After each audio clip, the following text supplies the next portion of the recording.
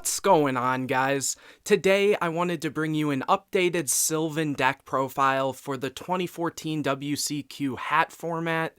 This is going to be the Xyz version of the deck, so what I mean by that is it's not playing the Synchro package that Sylvan is known for, and in a way I would consider this a more commonly played build when there's more of the trap-heavy decks being played, because this deck focuses a lot more on just being able to play through those traps. It'll make more sense once we actually get into the deck profile, but without further ado, let's get straight into this. So obviously the gimmick of Sylvans is that they excavate cards from the top of your deck, and then you'll end up sending any plant monsters to the graveyard, and then getting effects based off of if there were plant monsters sent to graveyard. For example, if they're sent to the graveyard by a card effect, most of the Sylvans will have some sort of effect. But anyways, when you excavate the cards from these effects, if there's any non-plants, usually you're just going to put them on the bottom of your deck in any order. But let's get into the actual deck profile. So starting off, we play 3 copies of Sylvan Hermitry. This is a level 8, and it has the effect that once per turn, you can excavate the top card of your deck, like I mentioned, and if it's a plant, send it to the graveyard, and if you do, you will get to draw a card, and then you place the rest of the cards on the bottom of the deck in any order, and then if it's excavated, you can look at the top 3 cards of your deck and place them on the top of the deck in any order. So very, very strong, and it guarantees you will get some sort of excavating effect from the Sylvan monsters if it is excavated. 3 copies of Sylvan Sage Koya. This is your level 7 one. It has the effect that when a Sylvan monster is sent to the graveyard, except during the damage step, you can special summon it, which is very good, so it's an extender. It also has the effect that you can excavate the top card of your deck, and if it's a plant, send it to the graveyard, otherwise place it on the bottom of the deck. There's no draw with that one, unfortunately, and then its excavated effect is if it's excavated and sent to the graveyard by a card effect, you're able to take a Sylvan spell or trap from your graveyard and add it to your hand, which is very relevant when we get to Sylvan Charity in a little bit. After that, 2 copies of Sylvan Princess Sprout. This one is very strong. What it does is you contribute it to excavate the top card of your deck and send it to the graveyard. This time it's just whatever card is excavated will be sent to the graveyard, and then you can place 1 Sprout monster in your graveyard on top of the deck, so you can place basically another copy of itself, which is why it's important to run 2. But the other important thing is it has the effect that if it is excavated from the deck and sent to the graveyard by a card effect, you can declare a level from 1 to 8 and special summon this card from the graveyard, and if you do, its level becomes that level. So obviously we saw a level 7 and a level 8, so if this gets excavated, you can basically turn it into a 7 or 8, or any level in between those numbers that I mentioned, but in general, usually it's going to be 7 or 8, so you can go for a powerful Xyz play. After that, 2 copies of Sylvan Komashrumo. Some of the more trap-heavy playing style against type of decks, or the decks that are just good against the trap decks, will play 3 of this. I could definitely see it. I wanted to kind of limit the amount of potential normal summons, or in this case it'll be a set, but also this card it's really good for its excavated effect as well. But anyways, this one has the effect that when it's flipped face up, you can choose a number from 1 to 5 and excavate that many cards, and then do the obvious effect of sending the plants to the graveyard or placing the other cards on the bottom of the deck. And then when it's excavated, it will pop a spell or trap. So that's extremely good, and why some people might choose to play 3 of that. After that, 1 copy of Sylvan Martial Leaf. This one has the effect when it's normal summon, you can choose either 1 or 2 and do the whole excavating thing. And then when it's excavated, you're able to pop a monster, which is extremely good. I used to play 2 of this, and it was like all right. I think I wanted more cards that excavate, but in general, just overplaying the deck more and more, you kind of turbo through all your things, and you can kind of see this when we get to the field spell, it'll make a little more sense. So 1 is completely fine. And then 1 copy of Peacekeeper. This one has the effect when it's normal or special summoned, you can excavate the top card of your deck, do the whole excavating thing, and then when it's excavated and sent to the graveyard, you can target a level 4 or lower plant monster in your graveyard and special summon it. I think this one's really important. Some builds won't play it at all, but there's so many times where I'll have like a Lone Fire Blossom or something in graveyard, and it's just too good as an extender and just as kind of an additional body, so very, very important. For the rest of the monsters, 2 copies of Lone Fire, obviously being able to tutor out any plant in the deck. 2 copies of Curry Bandit, being able to, during the end phase of the turn it was normal summon, tribute it, excavate the top 5 cards of your deck, which will trigger all your Sylvan effects, and you're also able to then add one of the spell or traps that was excavated to your hand, so it gives you some nice follow-up, especially when you see the spell lineup in this deck. And the last monster I chose to play is 2 copies of Rose Archer. For whatever reason, this is a warrior and not a plant, which is extremely unfortunate, but if you've never seen this card before, during either player's turn, when your opponent activates a trap while you control a plant monster, you can send this card from your hand to the graveyard to negate the activation, and if you do, destroy it. So this has no restriction on the type of trap. Obviously, you can't hit counter traps with it because you can't respond to counter traps except with other counter traps, but you can hit continuous cards. For example, if your opponent flips Vanity's Emptiness on you, or flips Call the Haunted, or just any of those powerful traps that can really mess you up, things even like Breakthrough Skill, Torrential, Compulse, stuff like that. So I've considered playing 3 of this because you do really want to see it, but for the most part I've been liking 2 a lot, and so that's why we're going with 2.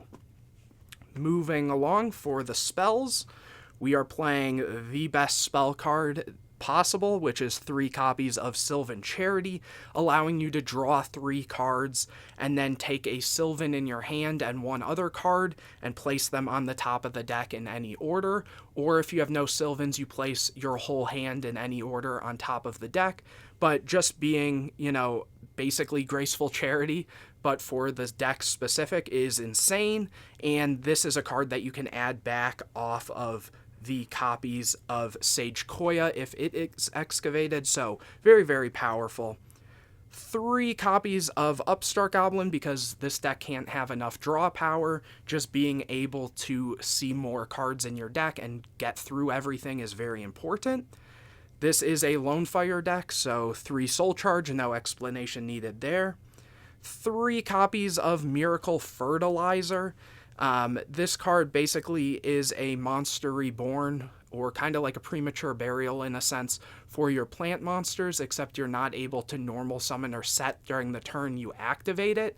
That's the only one downside to the card, and then obviously if a monster special summon from this effect leaves the field, then you destroy this card. But in general, if you say have a Lone Fire Engrave and multiple of these, then you're able to activate multiple as long as you didn't normal summon or set that turn. So extremely, extremely good cards there. 2 copies of Mount Sylvania and 2 Terraforming. This is a really standard ratio from this time period.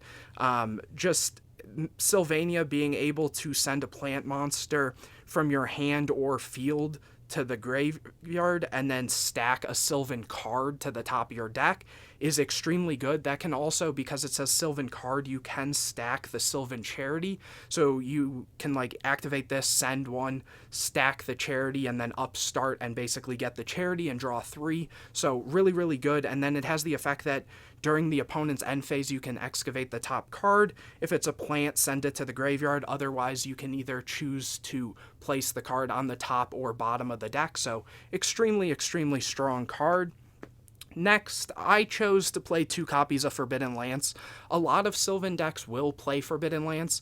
I genuinely think this is better than MST in this deck specifically, just because you do have your Coma Shrumos to pop back row, and you have ways to play around other traps.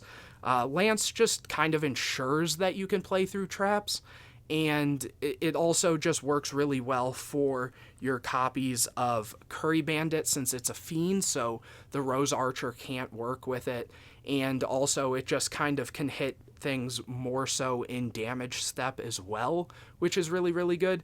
So that's why we play that. And one copy of Foolish Burial.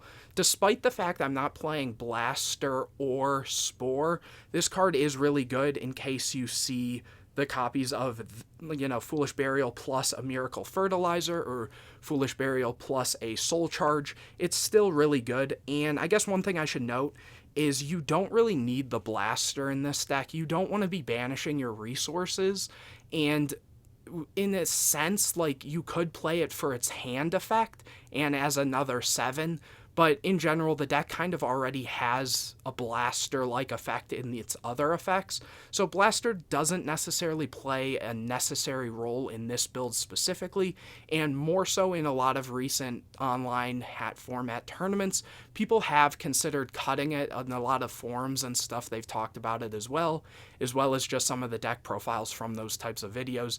They have mentioned that, so that's why I'm choosing not to play Blaster in this deck. For the traps, really small trap lineup, 2 copies of Rivalry and 1 copy of Breakthrough Skill. I kind of want to put Breakthrough Skill to 2, or even consider playing stuff like Phoenix Wing Windblast, because it's just a really solid card in a deck like this. But overall, I've been liking the trap lineup. Again, that's the only difference I would make. Because we're not playing all the synchros and stuff, that's why we don't play Vanity's Emptiness, because there's no way to make like the Stardust Spark Lock with it or anything. And in taking for account that this deck is meant to be played against the trap-heavy decks more so than anything, Rivalry is just solidly a better option, because a lot of the more trap-heavy decks are going to be the ones that are playing like the hands, the artifacts, trap tricks, so like all the different types, and Rivalry just completely takes care of that. But that is it for the main deck. For the extra deck, it's kind of standard, kind of not, it's just more Xyz than anything. So 1 copy of Heliopolis, 2 copies of Felgrand, 2 copies of Ulse, being able to stack opponent's cards onto the top or bottom of the deck.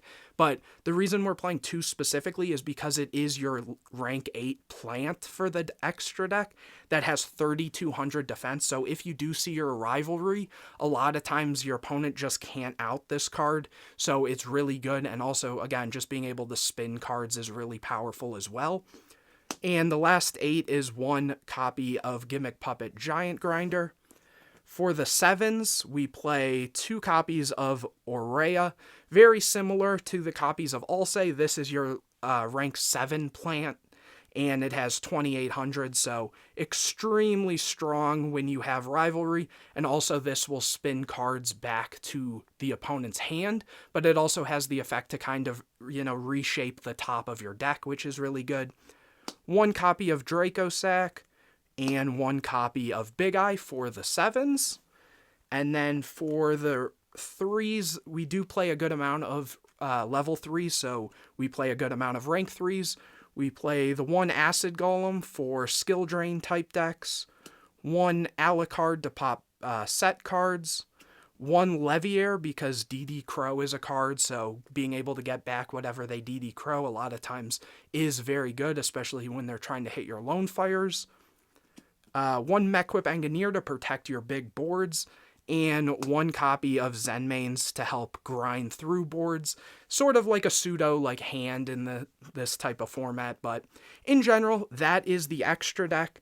Again, there's no real set way to play the trap heavy or the trap versus type of build of this deck. I don't even know what to really call it. I keep saying it like that, but some people just call it the Xyz version of the deck. So call it whatever you want, but hopefully you guys enjoyed this deck profile. If you did, please leave a like on this video, subscribe to the channel, and hit the bell to get notified anytime I put a new video out. Share this video with your friends. Let me know any types of videos you'd like to see in the future. And anyways, guys, I will see you in the next video.